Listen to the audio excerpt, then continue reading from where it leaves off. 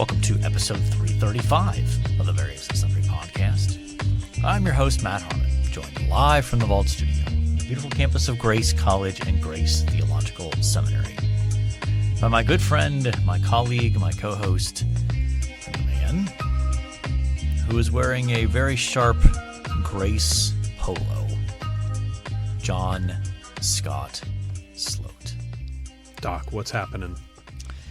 Well, what's happening is we're recording the first of 2 episodes today. Yeah, back-to-backs. Doubleheader today. Coming at you fast. Yeah. That's 2 one things I liked.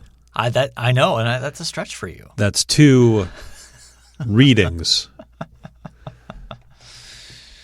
It's a stretch for you. I get it. So here we are on a Monday afternoon. First day of June we're recording this. Yeah, June 1st. Yeah. Summer's officially here, right? It is afoot, yes.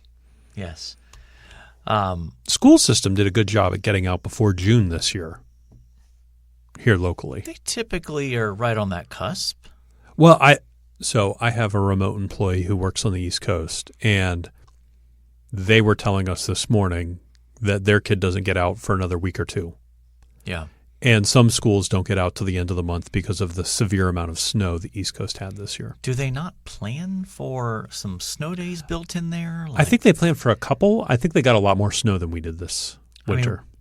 Our school system builds in 5 and then kind of progressively takes them away as necessary. Yeah, I don't know if they do that. I don't know. Come on, East Coast people. Be better. I expect better from them. So yes, June 1st, also the 1-year mark of when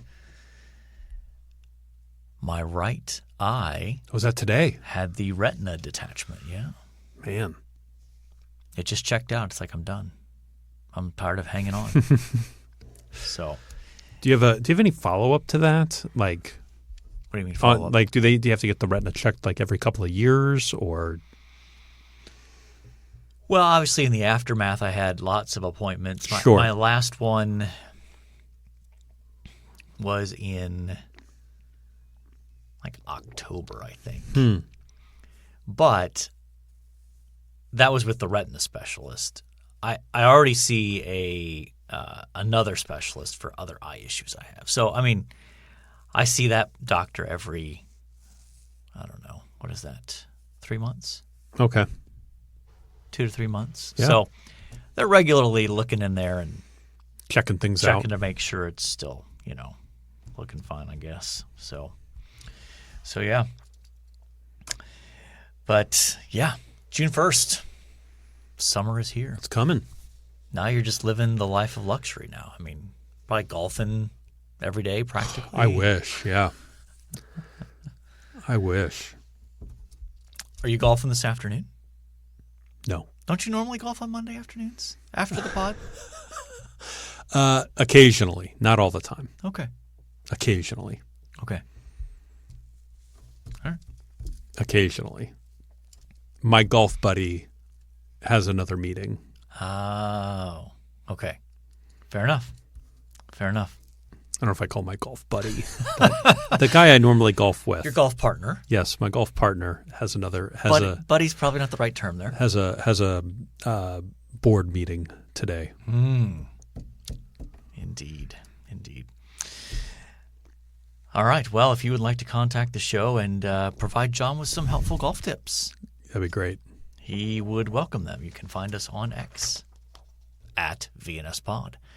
You can find us via email, variousandsundrypodcast@gmail.com. You can find us on Facebook and on YouTube, and we would love for you to leave a 5-star rating on whatever platform you access the show. All right, John, let's talk a little sports here. Okay. So the NBA Finals are set. Yep. The Knickerbockers will take on the San Antonio Spurs. And you know who the big winner is here? Well, the fact that New York is in the finals means the NBA is the big winner. The with NBA the TV ratings. and they're alien for the Spurs. Their alien. Wembanyama. Wembanyama, yeah. They love having him in the finals too. Yes. San Antonio's not a very big media market. It is, I think, slightly bigger than Oklahoma City. But they have a player that I think is far more compelling than anybody the Thunder have. Mm-hmm. And I think, to be honest, I feel like, and again, maybe this is a misperception just from a certain slice of social media, but I think people have grown weary of OKC because of their style of play. Yeah. I think they're just weary of it. They're weary of watching SGA flail on every shot attempt in an effort to gain to draw a foul. Mm-hmm. And falling to the floor. Like it's just not an aesthetically pleasing form of basketball. Yeah. And so but the Spurs play a pretty good form of basketball, don't they? I'd say so. The Knicks move the ball quite a bit. Mm-hmm. Yeah. It should be a fun NBA Finals from that perspective. It should be. I'm curious. I haven't looked this up, so I'll do a little on-the-fly research. Who is the favorite in the NBA Finals? I believe the Spurs are. Okay, the Spurs are the betting favorites. Okay.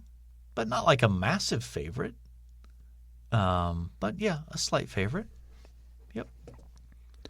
So the other thing this is it's a rematch of the NBA Cup from earlier this year. That's right, which the Knicks won. The Knicks won. Now, whatever was on minutes restrictions at the time. What was that name again, John? whatever was on minutes restrictions at the time. So I mean, you could just go with Wemby. Wemby, is that what they call him? Yeah. Wemby. Yeah, that should be pronounceable. I mean, Wembanyama is not terribly hard.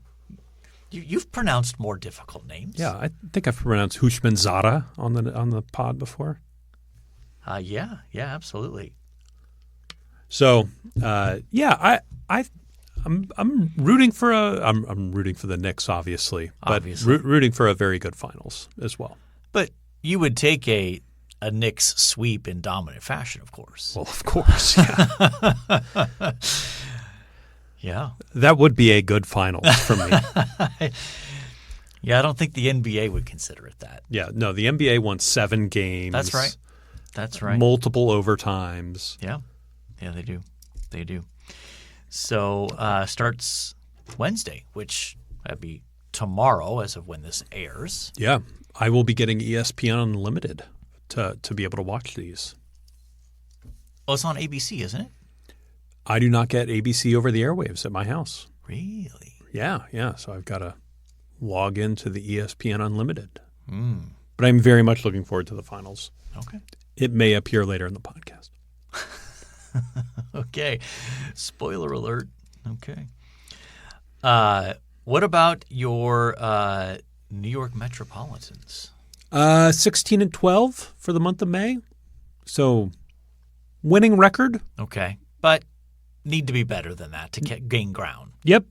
Definitely a step in the right direction. Since they had such a terrible April. We are making steps in the right direction, but the bats came alive a little bit this weekend. We need that to be sustained.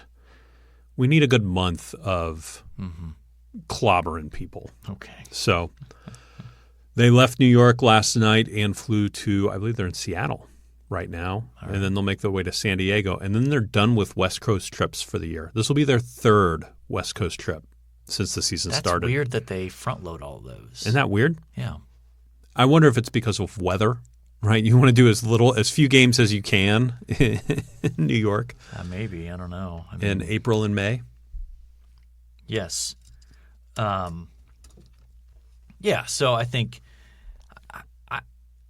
I admire the fact that they used to do those schedules by hand. Now it's computer based, obviously. Yeah.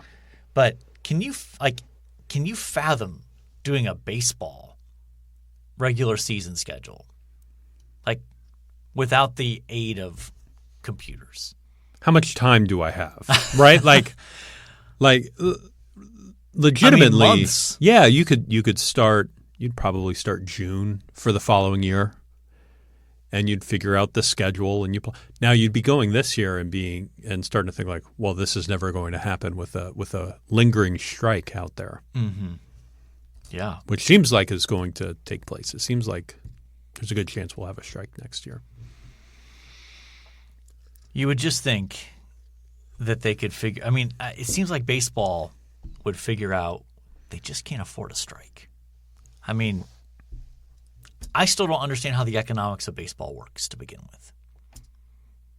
I see these massive contracts, but then I see highlights of empty stadiums or largely empty stadiums. Yeah. And I think, are the TV rights that substantial that it's carrying all of that weight?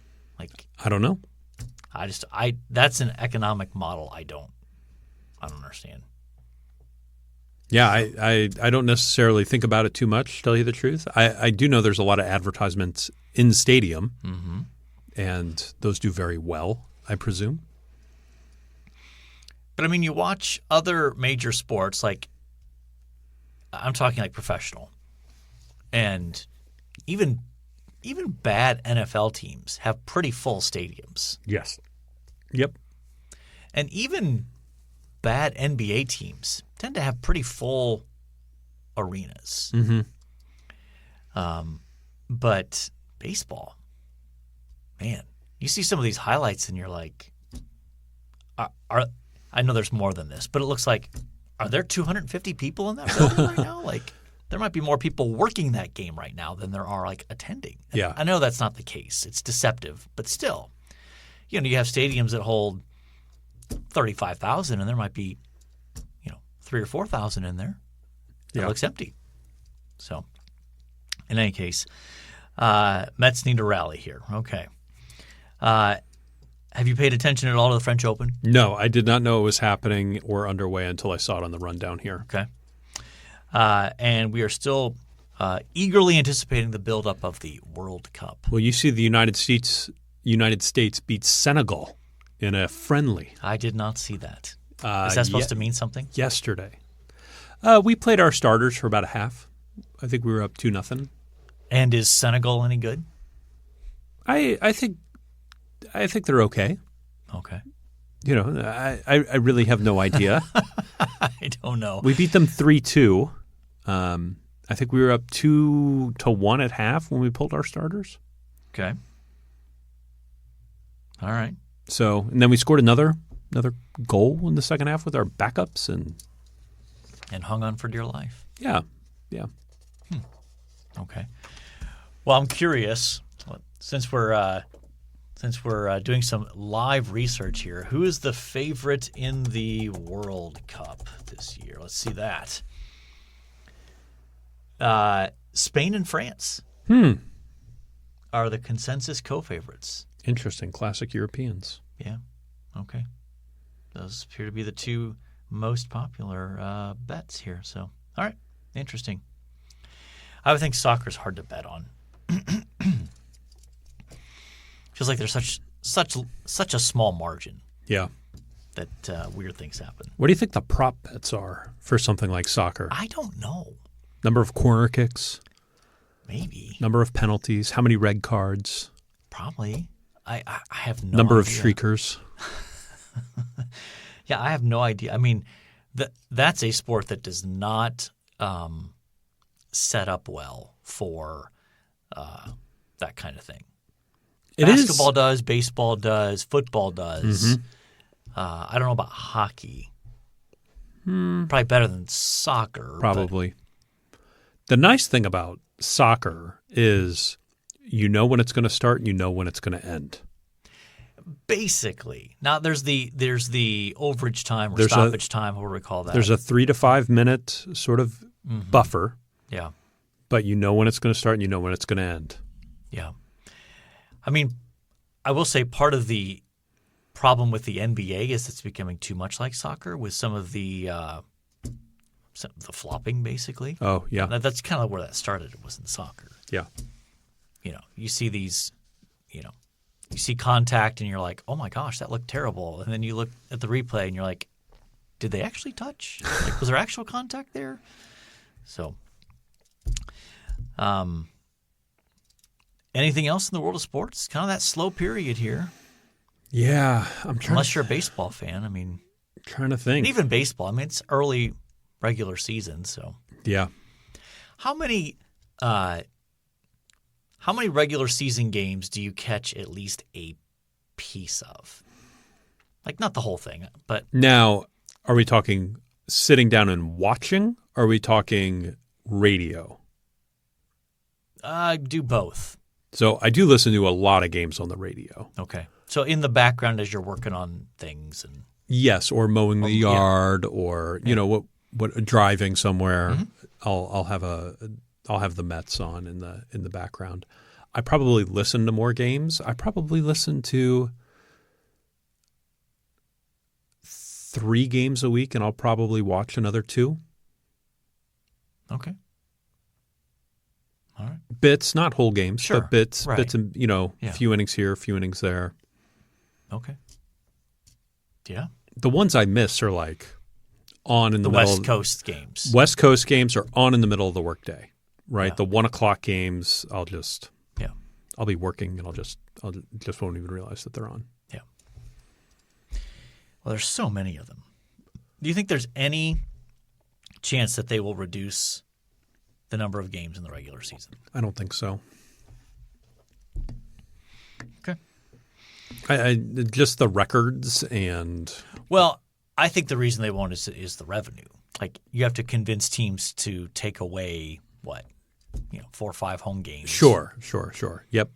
And you're like, well, that's those are part of what generates the revenue. That also would affect TV deals and that kind of thing. Yeah, I think there's a spending floor that they'll talk about. Like teams will have to spend a certain amount of money, rather than, and the word salary cap has come up a few times, and I think that's a non-starter. Yeah. You've got several teams that are too powerful. I think that like the Yankees, the Dodgers, the Red Sox, the Mets. Yeah, the Mets have one of the highest payrolls in baseball. They're never going to go for that. No. And I don't know what the threshold is for like owners agreeing on that sort of thing. But I do like the spending floor, right? You I get agree with that. Yeah. right. I mean, for years now, the Pirates spent a little money this offseason, but the Pirates were just Well, and the Marlins were down there too. the Marlins were down there too. And the Rays. Now the Rays have a system where they spend very little money, but they're very, very good, Right. year in and year out.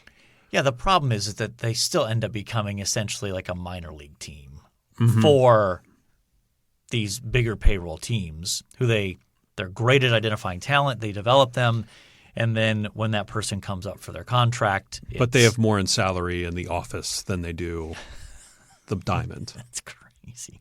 right? That's a little bit tongue-in-cheek, right? Yeah. But they spend way more money on sabermetrics and things like that than anybody else. Yeah, for sure. All right, John, time to move on to our main topic, and we have been teasing this for several weeks now. And we have finally arrived at our summer read. Yeah. We are working our way through Stephen Dempster's book, The Return of the Kingdom. Yeah, The Return of the Kingdom. And so an obvious homage to J.R.R. Tolkien's The Return of the King. Although I have not run across a Lord of the Rings reference yet, Yeah. which I'm I got to be honest, I'm disappointed by. I'm trying to remember because I've read through the whole thing at this point, but I don't remember. I'm like kind of waiting for the very end of the book for him to reference it.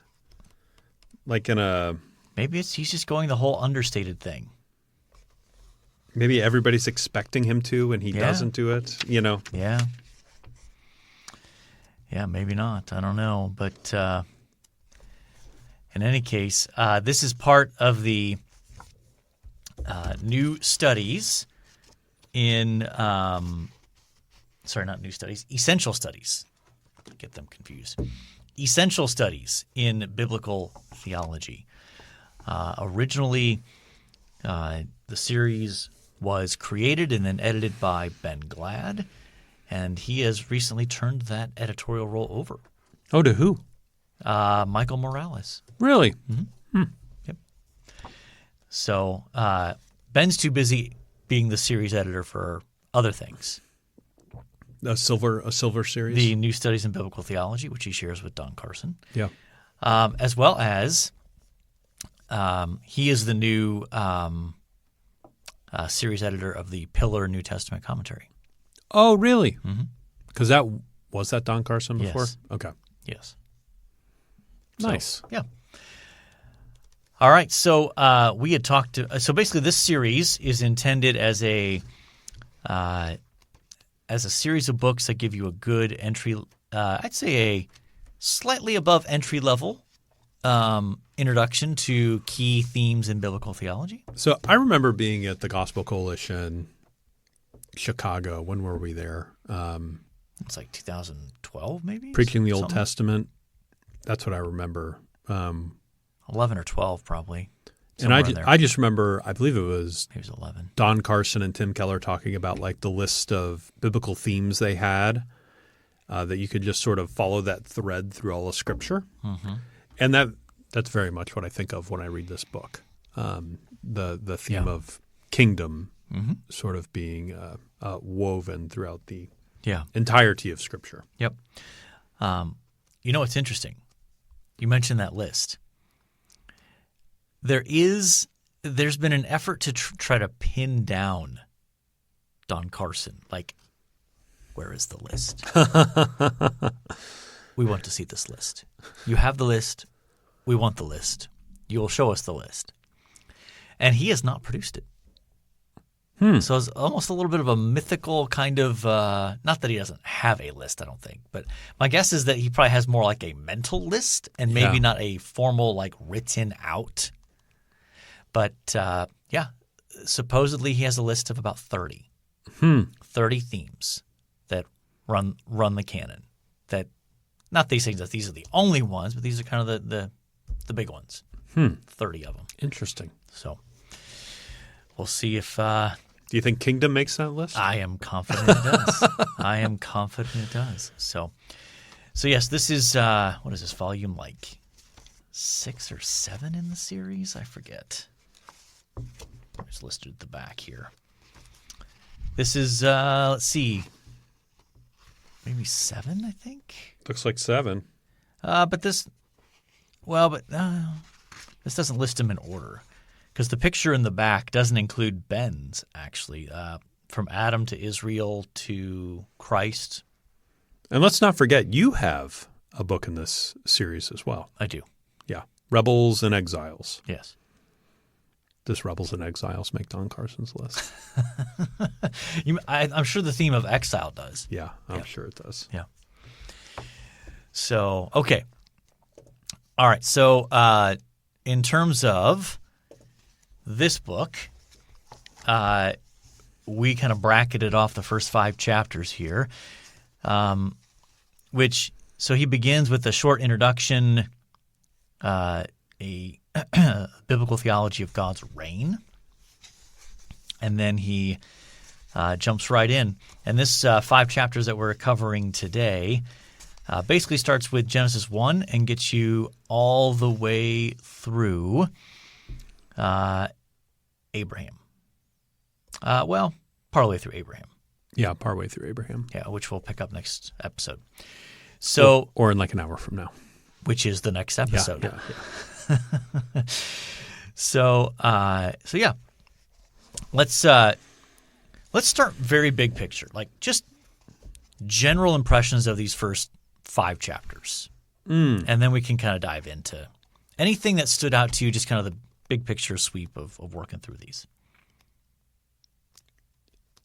It is fun to read sort of a master of his subject walk through it. I think that's one big takeaway I have from this is like Stephen Dempster is just really good at identifying this particular biblical theme and just sort of chunking it out as he goes. Yeah. He's a very good writer. He's very pithy. He weaves a lot of things together. And he's just like, at one point I just went like, well, I kind of know what's coming next because this is where we're at in Genesis, and he just sort of is just walking through the text. Yep. Yeah. So that was one big reflection I had. What about you? Yeah, similarly, there are just, like you said, and this applies even beyond the realm of Bible and theology, but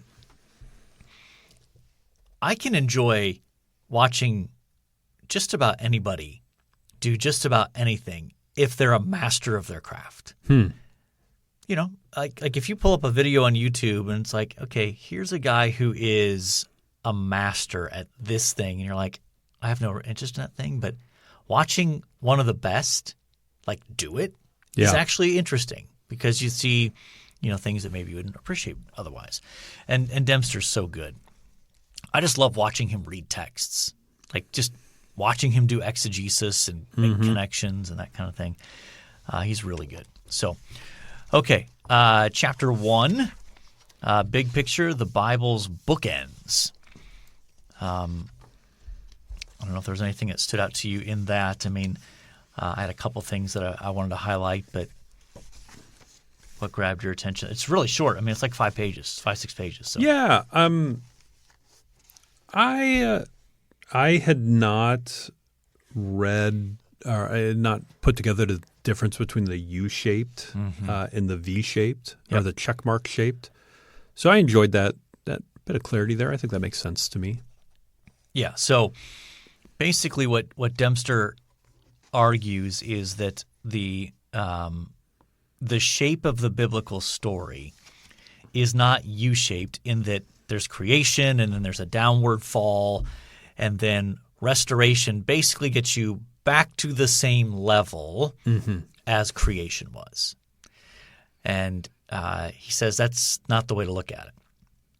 That instead it's a V shape, or more like you said, like a checkmark shape, where like a swoosh, where the right side of the V extends up above where the left side started. And his point is that God's ultimate purposes for creation, as expressed in Genesis, go beyond what is actually experienced in Genesis. And so the restoration of all things is not just a get back to Eden status. It is fulfill what God revealed as his purposes in Eden that was never realized. And I think that's an important distinction that he makes there in that first chapter. He's also got a nice chart of comparing Genesis 1 through 3, actually Genesis 1 through 2, and Revelation 21 and 22, showing you the bookends of the biblical storyline, which is, really good stuff. But let's jump to chapter 2. So the kingdom begun, Genesis and kingship. So really this is primarily focused on Genesis 1. Yeah. Well, I took Genesis with Stephen Dempster in a class, and much of the material here reminded me of that class. Yeah. Yeah. That was it Hebrew based though that you were taking? Yes. Okay. All right. Yes, we had Hebrew quizzes.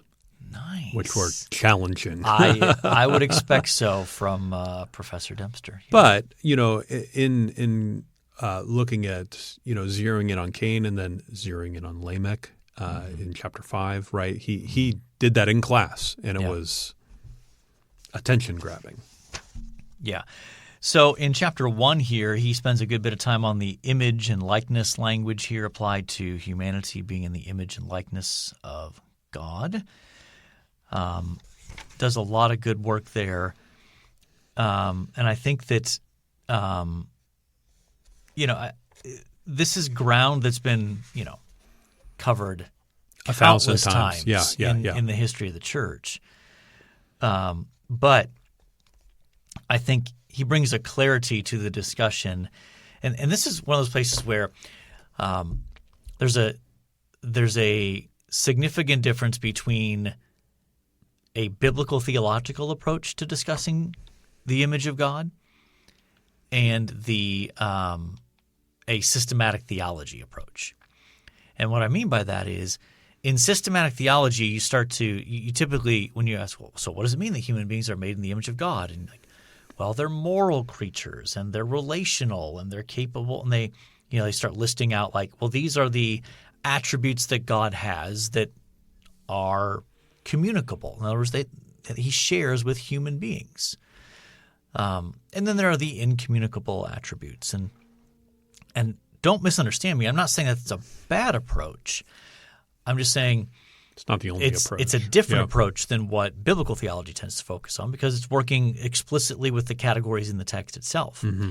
And what Dempster helps you to see is that the focus in Genesis 1 is on our royal identity as human beings. Mm-hmm. We were created to exercise a royal function under God's authority. Yeah, one of the things he says sort of in that sort of vein is, God brings the creatures before Adam, and Adam starts naming them, mm-hmm. and everything's produced after their kind, right? Mm-hmm. He says that man's a little bit different because it's after God's kind, mm-hmm. right? And that's one of the things that sort of royal imprint that comes from God himself. Yeah. Yeah, so he's got a nice little summary here on the bottom of 18. It is clear from this overture to the book of Genesis, the Torah, the Old Testament, and the entire Bible that God is the sovereign king of the world, over which he has established human beings as his royal image bearers to rule his good creation on his behalf. There is much kingdom work to do to fill the world with his images, to assert dominion over the creation in the name of God and for the glory of God. So, yeah. And I think that chapter 1 really draws that out in Genesis. And then in chapter 2, he sees more of a priestly focus in Genesis 2. Mm-hmm. Picks up on the kind of the working and keeping language there in Genesis 2:15. Describing that as stewardship as well as priestly categories, which I would agree with him. And I think that he also what did you think of his discussion here, starting on 25, the one not good thing in creation, about the animals being brought and eventually leading to God making Eve from the man's rib. Yeah, I mean, I enjoyed that. I agreed with that. I thought it was interesting that he brought about that the writer was obviously aware of the importance of sexual difference mm-hmm. In this as well. Mm-hmm. And I thought that was really good and interesting, and eventually how that leads to marriage in order to alleviate that loneliness. Mm-hmm. Yeah. Was there something specific there you were hoping to surface? Well, at the bottom of 26, it's interesting because when he's describing how God, in essence, solves Adam's problem of loneliness. And at the bottom of that paragraph, he says, marriage is explained as the rejoining of what was once an original whole, but was separated in order to alleviate loneliness. Yeah, you have to read that sentence like 4 times to understand it. Yeah. I mean, that the woman was created out of the rib of mm-hmm. Adam. And so, but I think when it comes to discussions of marriage, I see two extremes that he's, I think, holding together in this chapter well. The one is, well, it's about procreation. See? They're supposed to be fruitful, multiply, and fill the earth. So marriage is about procreation. That's the kind of highlighted in the primary thing.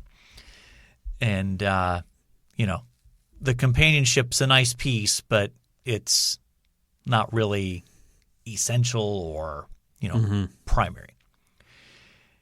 And then others kind of flip it the other direction of, well, marriage is primarily about companionship, and the procreation piece is kind of it's nice if you'd like to do that, but, And again, here's where we insert the caveats of there are all sorts of reasons why married couples are unable to have children, and so that's an important caveat.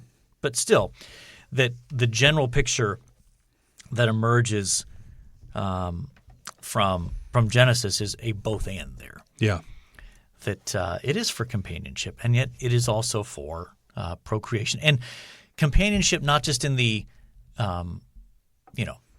being with each other, but working together on mission, like going back to the Genesis 1 thing of being fruitful, multiply, filling the earth, ruling and subduing it. Like that's intended to be a joint project between husband and wife. So, and then chapter 4, where he deals with the fall. Anything that stood out in particular there in terms of his discussion of the fall? I mean, again, very familiar chapters. I mean, Chapter. I don't know that I had heard, and maybe I had, but talking through his Hebrew wordplay there at the top of 32, right? Between naked and crafty. Yeah, that those words rhyme. Yeah. That was pretty interesting. And I love the sentence, the serpent's shrewdness will bring an end to their nudeness. Yep. Nudeness. Nudeness, yeah. Yeah. Trying to do a little rhyming himself. Turn in a little phrase there. So, and again, I think here's where sometimes a difference emerges between biblical theology and systematic theology when you talk about, okay, let's analyze the fall. What was the root sin of Adam and Eve? And there could be some value to that, but at the end of the day, I think in a biblical theological framework, it's framed as rebellion and disloyalty. Like it's framed as God saying, you are like me and you will rule under my authority, and humanity saying, actually, I don't think we need you. We can determine right and wrong on our own and rule on our own wisdom, on our own knowledge without you, without you telling us what we need to do. And so, which fits well with his kingdom motif here, right? That this is an act of rebellion, that here you have his image bearers rebelling against their king. And how even in the midst of that, though, you've got this mention of the promise of the serpent crusher. Yeah, 3:15. Mm-hmm. Genesis 3:15. Yep. So, which, interestingly enough, I was just working in that text this morning in my commentary on the New Testament use of the Old Testament stuff. One question I did want to ask you on 37. He says the fall reconsidered, and he mentions that this is that Christians often come back to Genesis 3 and talk about it often. And he made the comment that there is hardly any reference to this particular account in the rest of the Old Testament. What do you make of that? The fact that the Old Testament author, this seems so pivotal. Is it just presumed throughout the rest of the Old Testament, or is it less important to the author? It just seems I just had never thought about it, but it's quite bewildering that they don't reference it. Mm-hmm. So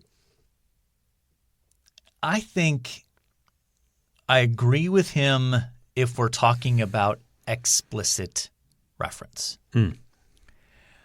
But I also think that later events are framed as repetitions of that event. So Genesis 11 and the Tower of Babel. I think that's basically framed as here are these post-flood humans repeating Adam's failure. Yeah. And then I think also the golden calf incident in Exodus 32 through 34. I think that's also described and framed in a way that's intended to make you think Israel is failing just like Adam did. This is they're repeating what Adam did. And so as long as we're talking about explicit references, yes. And I'm sure that Dempster agrees with this in terms of those later events are framed and described in ways that evoke allusions and echoes of those. I'm sure we'll see that as we read this book even. So, but yeah, I think that's fair. And I also wonder, quite frankly, how much of that is rooted in once you get to Exodus in particular, the predominant focus of the Old Testament is Israel. It's obviously the nations come into play, but like the focus is on Israel. Yeah. And Genesis 1 through 11 is almost treated as this sort of prelude, this important foundational background. Yeah. But then once it's done, Israel kind of steps on the stage, and it's like, well, now this is a story about Israel. Yeah. It's almost like the history begins with Abraham at that point. Yeah. Exactly. Exactly. So, and then anything else in this last chapter here, kind of walking through some of the genealogy. I will say one place that I did. I don't know if we'll ask him about this or not. I have to think about this. But on page 46, when he talks about the reference to the sons of God passage in Genesis 6:1, yeah, he sees that as the godly line of Seth, or as the line of Seth, not as angelic beings. I disagree with him. So anyway, I'm curious. I'll have to contemplate whether we'll ask him about that or not. I don't want to pick a fight with him, but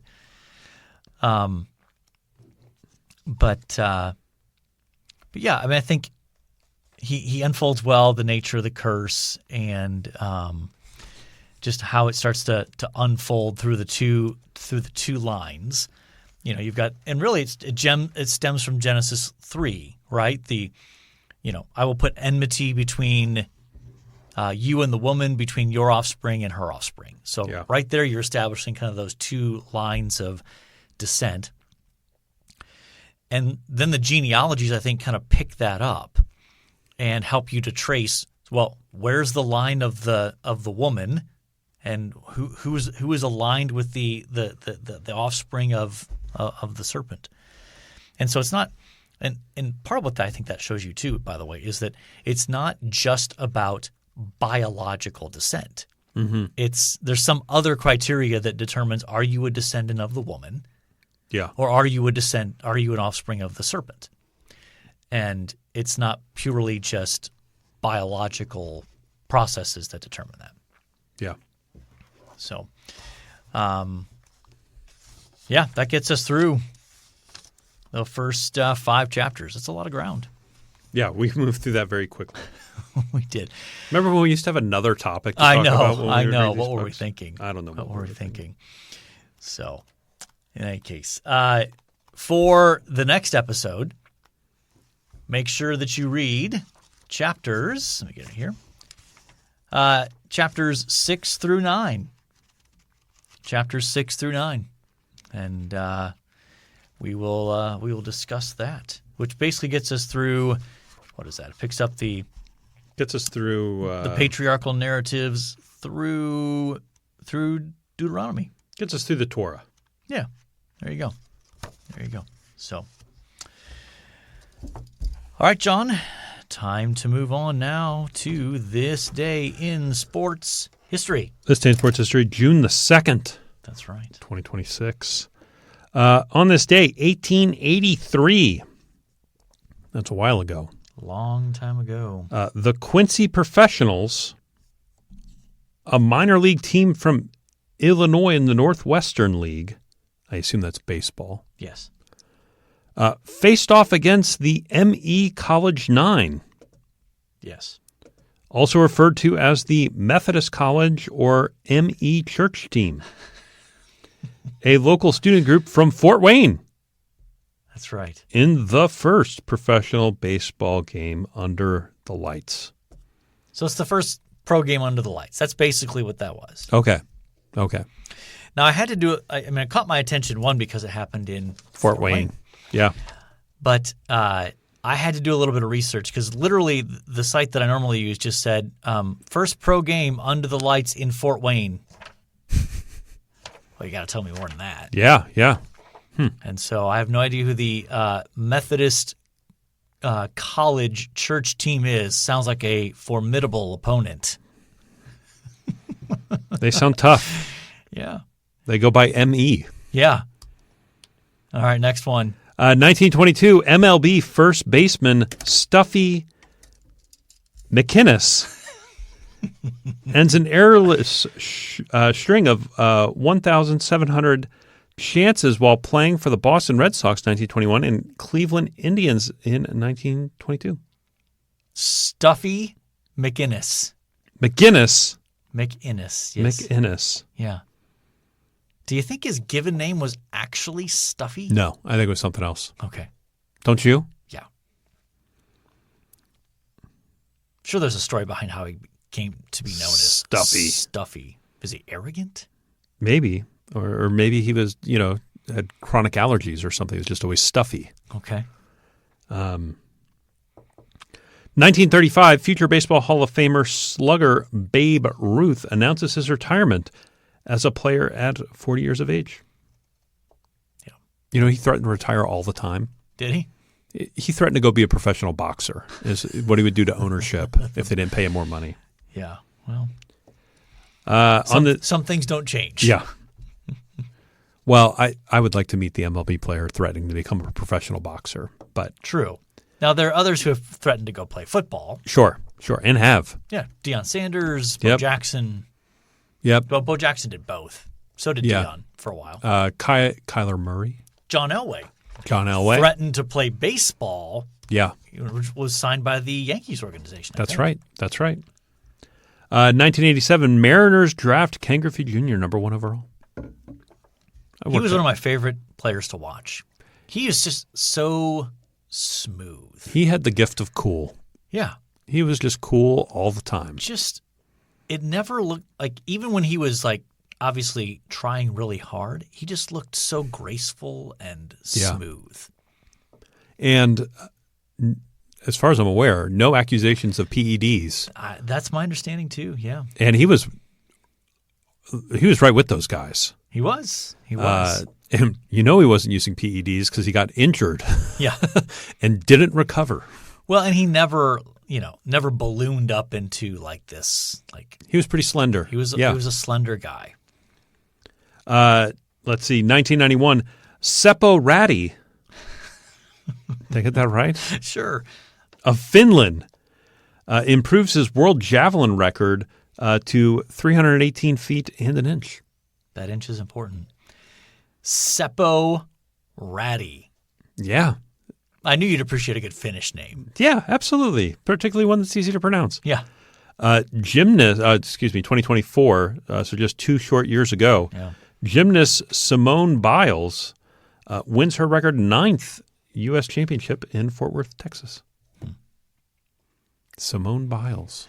Yeah, the pod's been going on a while. When we start having things that happened in sports history within the pod? Within the life of the pod. Yeah, that's a little wild. Yeah. All right, so who do you like? I kind of like the Methodist Church team. You want to go with the ME College 9? The ME College 9, yeah. I think so. Do you have somebody else you'd prefer to go with? Stuffy McInnes? I mean, Seppo Räty. Seppo Räty was who I was gravitating towards, but I can go with the ME College 9 since there's a local Fort connection. Wayne, Indiana. Yeah. Let's do that.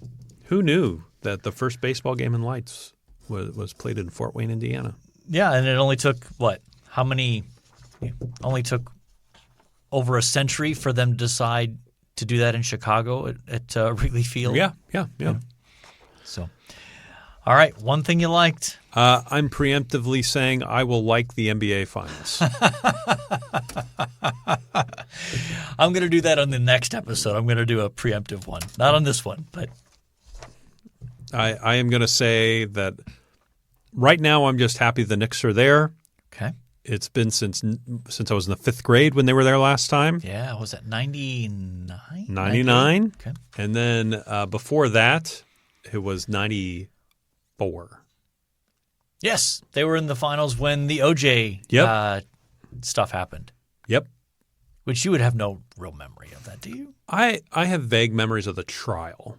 Okay. Like I remember it being on the TV a lot. Yeah. Can you imagine if that happened now with social media on top of that? I mean, that was pre-internet Oh, yeah. days. I mean, the trial was televised, so you could watch it, and all of the 24-hour news shows were going nonstop. But like, imagine the extra layer of social media that it would take it to the beyond the absurd that it was to whatever is beyond absurd. The number of podcasts produced about it. Man. And, when I hear the OG thing, I don't necessarily think of – there's different theories out there about what happened, which, I have a pretty good sense of what happened. But there's not a ton of conspiracy theories about what happened, at least that I'm aware of. I'm trying to remember back to the documentaries I've watched. Yeah.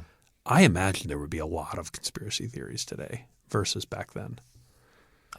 Wouldn't surprise me. I mean, yeah. Yeah, that's a rabbit hole I don't want to go down. All right, what do you got? So I'm going to go with I started watching season 2 of Paradise. I like season 1. On Hulu. I did enjoy season 1, and I kind of forgot. I was waiting. I'd seen that season 2 was about to start, and I wanted to wait for it to basically finish so I could just kind of watch through. Yeah. And I started it over the weekend, and I'm a few episodes in, and so far I'm enjoying it. They're kind of peeling back the onion and revealing more layers. So yeah, I'm enjoying that. So that is my one thing I liked. All right, John, we have talked about the start of the NBA Finals. We've talked about Return of the Kingdom Part 1.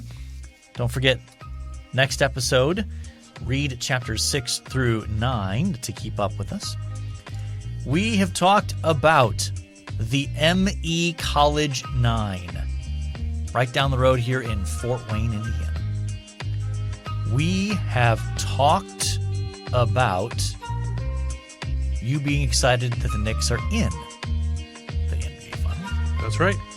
And we talked about me starting Paradise Season 2. So I think, by definition, we have covered our various and sundry topics. And so all that's left to say is, until next time, the Lord bless you all real good. Later.